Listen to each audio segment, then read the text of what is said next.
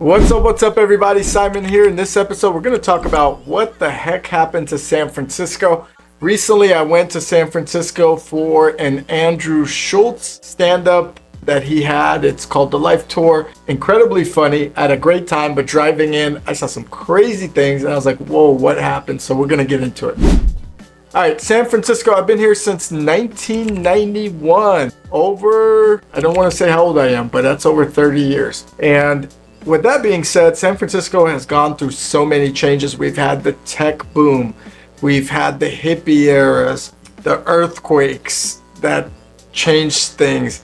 We've had coffee booms.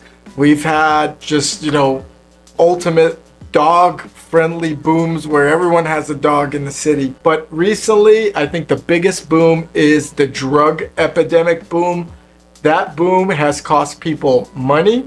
It's devalued properties. In fact, there are several properties in San Francisco, such as a 2-bedroom condo used to go for $1.5 million. Now they're below $1,900,000. The Soma neighborhood is been turned upside down. What was once a thriving Soma neighborhood with coffee shops, cool restaurants, nightlife is now literally a drug infested place where people go to pretty much do open air drug use. There's drug dealers on every corner, anywhere from, I would say, 5th Street up to 9th Street, right before Van Ness. If you're from the Bay Area, you know what I'm talking about. And they're probably strapped, selling anything and everything. And I feel bad because it looks like something out of The Walking Dead or something out of The Last of Us, where zombies are just walking. San Francisco used to be clean. I mean, there are videos where you could see San Francisco before and San Francisco after, with San Francisco after really being a place where crime is not punished. You can't get toothpaste without asking an attendant from the local stores. Our neighbor in Oakland, all the Taco Bells are closing, okay? Because interior dining is too dangerous to have a taco. That's insane. In-N-Out, you guys love In-N-Out, right? I mean, I love In-N-Out. It's probably the healthiest fast food out there. In-N-Out is closing a location in Oakland. That location said it's closing because it's too dangerous to operate a burger joint. What the hell is going on? Oakland, as far as San Francisco goes, I would say San Francisco is a walk in the park in comparison to Oakland. But because the Bay Area is so congested, you have to drive through Oakland to get to one area sometimes. And then you gotta be on these freeways where you don't know who's driving next to you. In Oakland or in that area, there's been shootouts on the freeways and you just don't know. So I don't understand the policies of San Francisco. I've made other San Francisco videos. And in those videos, you could see that I was complaining about what happened to San Francisco, but I'm not the only one. I have so many friends out here that also say you don't get your money's worth out here. San Francisco is still the top 5 most expensive place to rent or own a home in the world, not just in the United States, okay?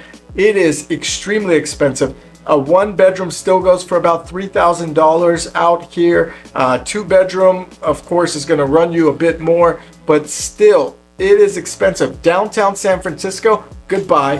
Thank you, politics. Downtown San Francisco, the one and only store that I thought would never close in San Francisco, Macy's, in the middle of Union Square, where they would have the Macy's Thanksgiving Day Parade, the Chinese Lunar New Year Parade, right downtown in the middle of San Francisco. It is closing. That Macy's store is like a monument. I think it's a historical store that has finally been brought down by the terrible politics of the San Francisco mayor and the government and so forth. Overall, downtown SF, when I went to Andrew Schulz's concert, was like for lease, for lease, for lease. Everywhere I looked around, there was like 7 buildings on one street that are for lease because no one goes downtown to shop anymore. They don't feel safe. The parking sucks. And you're just going to get a ticket to get down there is a problem. There's traffic one ways. You can't turn on this street, you turn on that street. Not to mention you're dodging crackheads. If a crackhead jumps up in front of you and you hit him with your car, good luck. You are in trouble. You're going to be the one going to jail, even though he broke the law and ran into your car. Overall, San Francisco just became a mess. And with Macy's going out, I think that's a big red flag to anyone that's considering San Francisco as a good place to live. Overall, it's been more dirty than I've ever experienced it. It's been more unsafe. Per drug use, according to my research here, the 𝐻�10 neighborhood, okay, had such a spike past 2020, and we wonder why. You lock everybody up, they're going to turn to drugs. In terms of drug use, that it's gone up over 150%. You got just reported drug offenses, okay? 262 drug users per 10,000 residents. San Francisco has nearly about 900,000 residents. So 262 per every 10,000. That's insane for drug-related crimes, okay? That's a big, big number. Compared to the Mission District, you got 35 per 10,000.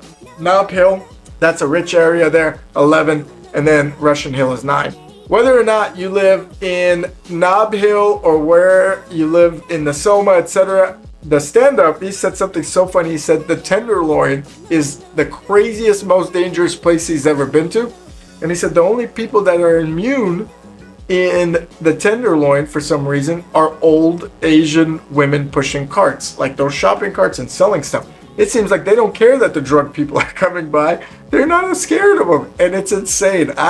When I'm in that neighborhood, I worry. So I don't know what happened to San Francisco. I think you guys comment below. Obviously, it's the politics, the lack of crime, convictions, or prosecutions. You know, when someone feels that they could get away with everything, that's what happens. They go into an Apple store and they rob it. They rob people in plain daylight. They'll sucker punch people out here. They'll rob people that are elder, that are very easy victims.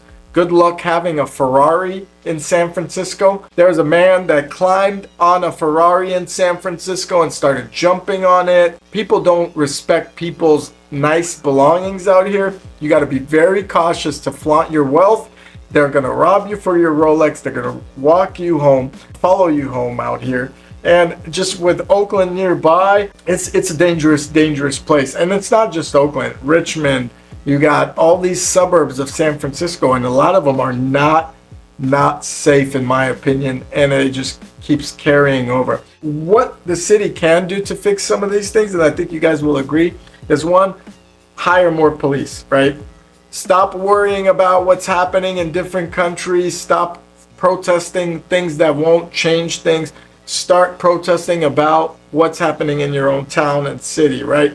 So we need to change things. Instead of protesting at the airport, which they done recently about ceasing fire in Gaza, start protesting about the homeless situation, how to help them out, the drug epidemic that's killing over 200,000 Americans a year with this crazy border. Let's start protesting on violent crimes. Let's start protesting or improving as to why our stores are getting ransacked and raided by groups of people and there's no repercussions. It's just overall a lack of focus to your internal community to get better. So I do think crimes need to be more punishable in terms of these violent crimes, these thefts, these $900 or below thefts that are just let go and not prosecuted. I think that's a start, right? The second part, we have to welcome business back. We have to welcome employees back to downtown San Francisco. I feel like if you don't have a downtown San Francisco or you don't have a downtown, you're not a city. New York has Times Square. There's lights. There's things happening. People want to visit that place.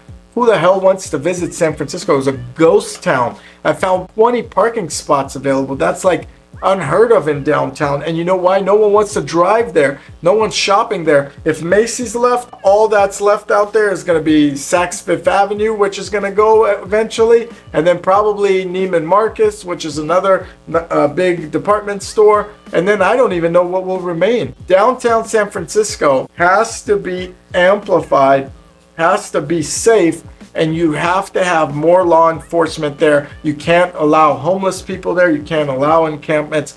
I wish California would be more vigilant on that, and San Francisco in particularly. Comment below what you guys think should happen to San Francisco to improve it, and can it happen?